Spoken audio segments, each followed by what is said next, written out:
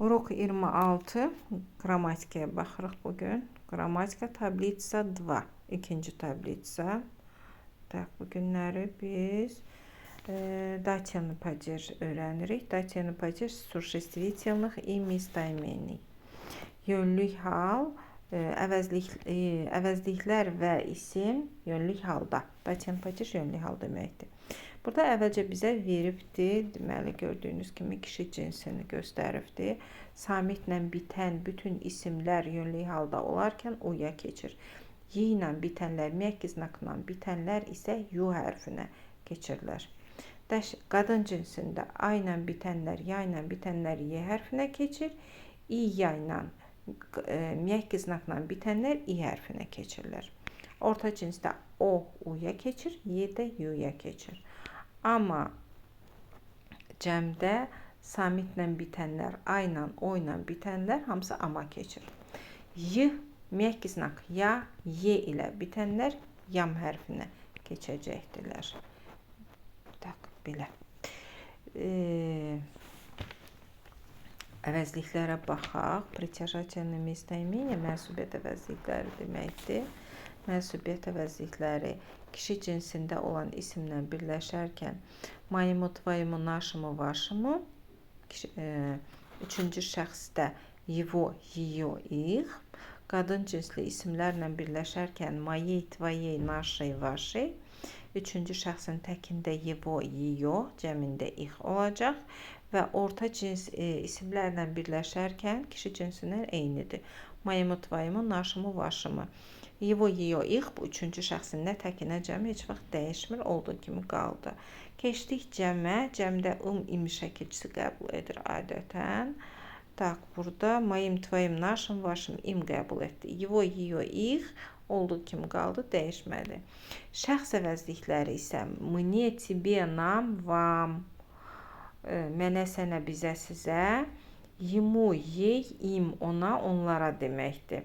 N o vaxt qəbul edəcəkdir ki, sözün önündə hansısa bir qoşma olsun. К нему, məsəl üçün, к ней və s. Мне нравится ваша машина, misal üçün.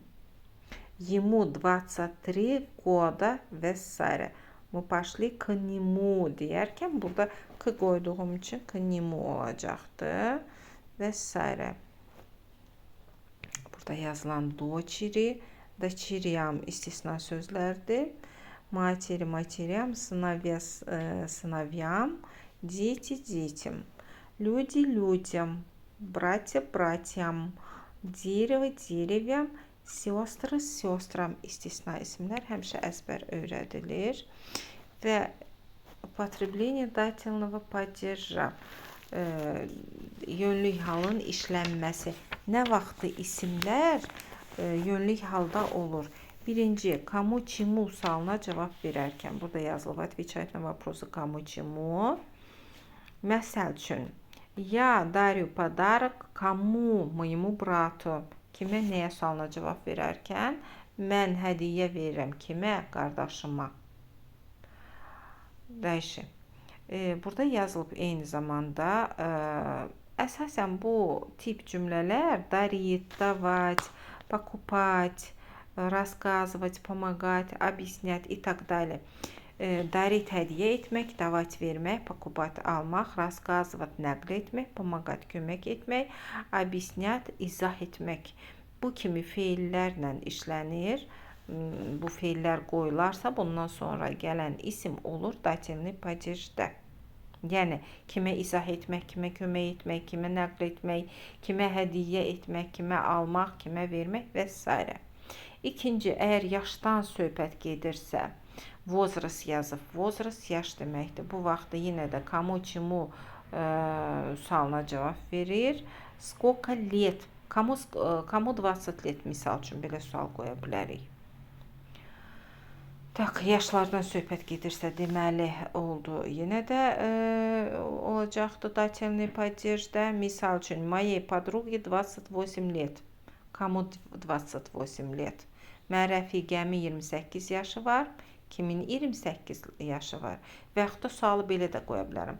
Сколько лет моей подруге? Mənim rəfiqəmin neçə yaşı var?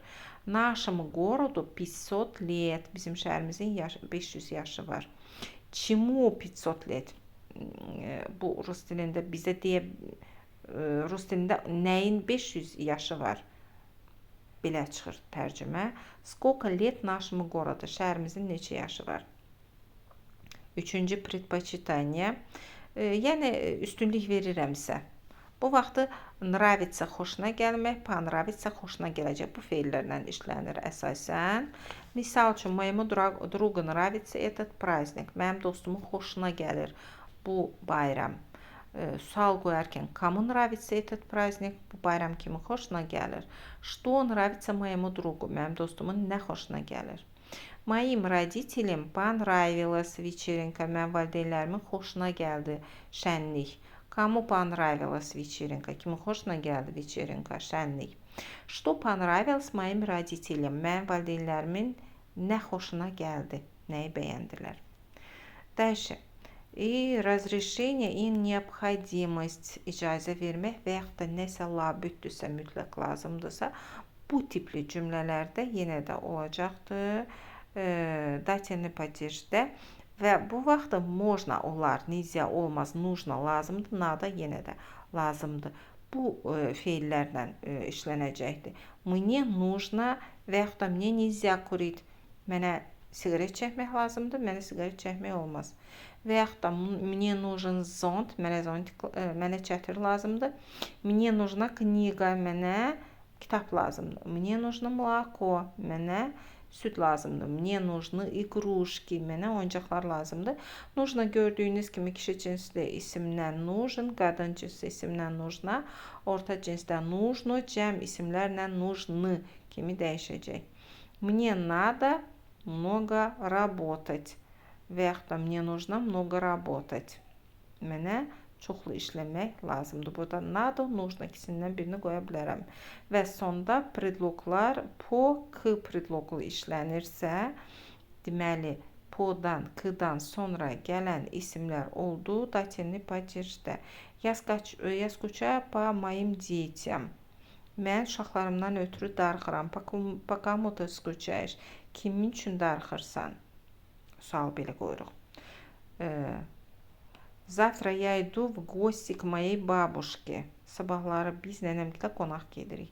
К кому ты идешь? Sən hara gedirsən? Kimə gedirsən daha doğrusu? Куда ты идешь? Sən hara gedirsən? Sual qoyarkən də bu tipli qoyacaq. Deməli, 5 halda isimlər olacaq dativli падежdə. Birinci kimə nəyə sualına cavab verərkən, ikinci yaşdan söhbət gedərkən, üçüncü xoşuma gəlir və yaxud da mən üstünlük verirəm. Bu tipli cümlələr qurularsa, dördüncü можно, нужно, nizya, надо bu tip cümlələrlə və sonda olacaq po, k predloqlarından işlənən cümlələr olacaqdır dativli падежdə.